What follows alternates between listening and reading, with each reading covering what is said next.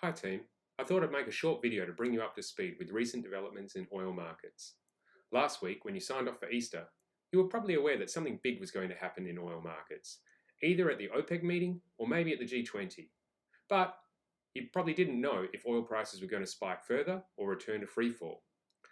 Likely, you didn't expect as you arose from your Easter egg blood sugar coma was to discover that in this most volatile of markets, oil prices would be around the same $30 level they achieved in the run-up to these historic meetings. So, did nothing happen? No! It was epic. It was history in the making. It was realignment of geopolitics. The largest oil-consuming nation in the world leaned on the producing nations to prop up oil prices. The agreement to cut almost 10 million barrels a day from markets in the near term is twice the size of any previous agreement. And for all that, it was slightly disappointing. So the market, which had priced in some of Donald Trump's tweets, has now eased back a little as the details of the agreements become apparent.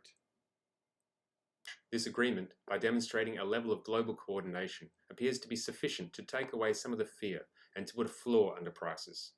The OPEC cartel and its allies agreed to cut a record 9.7 million barrels a day of production, roughly 10% of pre-corona global demand. Actually, it was meant to be around 10 million barrels a day, but Mexico held out, and eventually, for the sake of the agreement, Mexico were given a concession to make a smaller contribution. The supply pullback doesn't begin until May, meaning that the current oversupply will continue to affect prompt prices, and when it kicks in, the deepest cuts will last for only 2 months. On the other hand, the agreement calls for a reduction of 5.8 million barrels a day from January 2021 till April 2022. Whether the agreement lasts that long likely depends on how producers behave when prices begin to rise.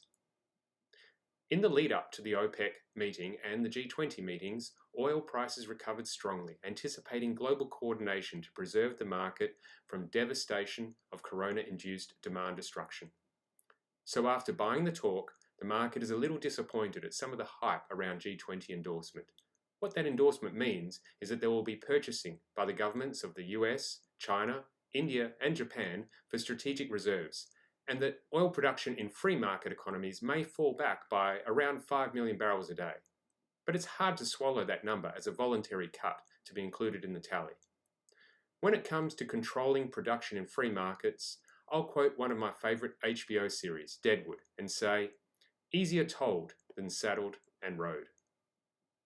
While there is relief in the oil sector that coordinated global action was possible, many doubts remain. Chief among them is how much oil will actually be removed from the market. Poorer, oil-dependent countries are already struggling with their response to coronavirus and will be severely tempted to cheat if prices begin to rise. Even Russia has habitually under-delivered on her promises to Saudi Arabia in previous agreements, and so we'll just have to wait and see if the agreement holds. In the meantime, global storage continues to be used up at a dizzying pace.